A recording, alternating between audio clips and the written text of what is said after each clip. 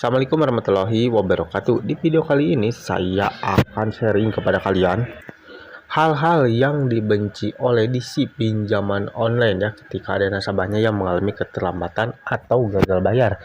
Nah, di sini saya akan berikan nih ciri-ciri nasabah-nasabah yang tidak disukai oleh DC pinjaman online ketika mereka mengalami keterlambatan atau gagal bayar. Dalam arti nih, ketika mungkin ada nasabah yang memiliki ciri-ciri seperti ini, biasanya nih dari DC pinjaman online itu malas nagih kepada nasabah tersebut ya, mau itu melalui media komunikasi ataupun datang secara langsung ke rumah ya oleh debt collector lapangan. Karena kalau mereka sudah malas dengan satu nasabah dengan ciri-ciri tersebut, tentunya mereka juga tidak akan pernah menghubungi atau mungkin menagih ya kepada nasabah tersebut lagi.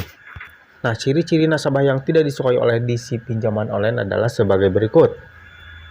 Yang pertama adalah nasabah yang tidak pernah membalas pesan WhatsApp ataupun juga SMS dari DC pinjaman online ya. Mereka biasanya tuh tidak menyukai nasabah-nasabah yang seperti ini karena mereka mempunyai feeling sudah dipastikan nasabah-nasabah seperti ini itu akan sangat sulit untuk membayar tagihannya ya, kalau mungkin dihubungi saja mereka tuh tidak pernah ada respon sama sekali.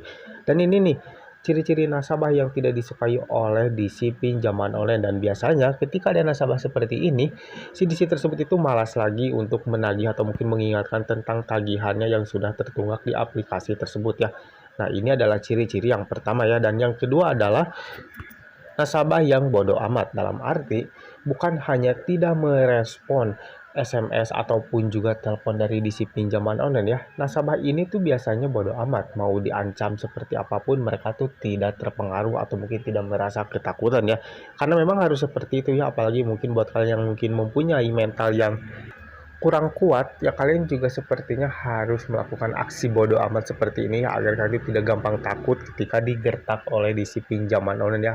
Apalagi nih akhir-akhir ini banyak ancaman-ancaman yang cukup mengerikan dari DC pinjaman online yang membuat mental si nasabah tersebut itu down ya. Jadi kalian juga harus melakukan aksi bodoh amat ketika kalian mendapatkan ancaman dari DC pinjol. Dan selanjutnya adalah nasabah yang pasrah. Nih, ketika ada debt collector lapangan yang datang ke rumah nasabah, mungkin banyak ya di antara kalian juga yang mungkin merasa pasrah aja, mau seperti apapun itu, mau berapa kali pun itu datang ke rumah mereka, kalian mungkin pasrah-pasrah saja ya, karena memang sudah tidak sanggup untuk membayar ya, harus bagaimana lagi ya.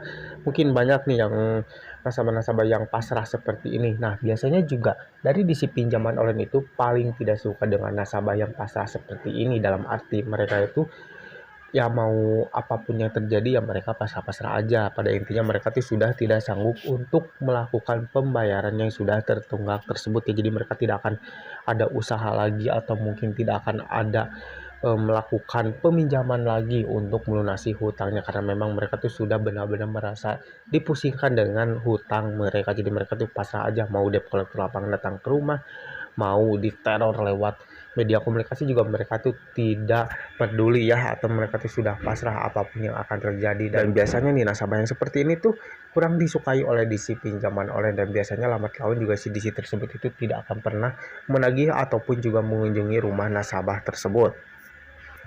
Nah guys, inilah dia ciri-ciri nasabah yang paling tidak disuka oleh debt collector lapangan pinjaman online. Dalam arti ketika ada nasabah yang mempunyai ciri-ciri seperti ini, tentunya nih lambat laun si DC tersebut itu tidak akan pernah menagih lagi kepada nasabah tersebut ya, mau itu melalui media komunikasi ataupun juga datang ke rumah. Yang sudah pasti mereka tuh tidak akan pernah datang lagi ke rumah kalian ya, karena mereka tuh bisa dikatakan jarang lagi ya untuk, atau mungkin malas untuk menagih kepada nasabah-nasabah yang seperti ini. Jadi mereka akan memprioritaskan nasabah-nasabah yang merespon ketika mereka hubungi. Oke, mungkin sampai di sini dulu video dari saya kali ini. Semoga sedikit video ini bisa bermanfaat buat kalian. Jangan lupa like dan juga share ke teman-teman kalian, dan tetap dukung channel ini agar semakin berkembang dengan cara klik subscribe di bawah.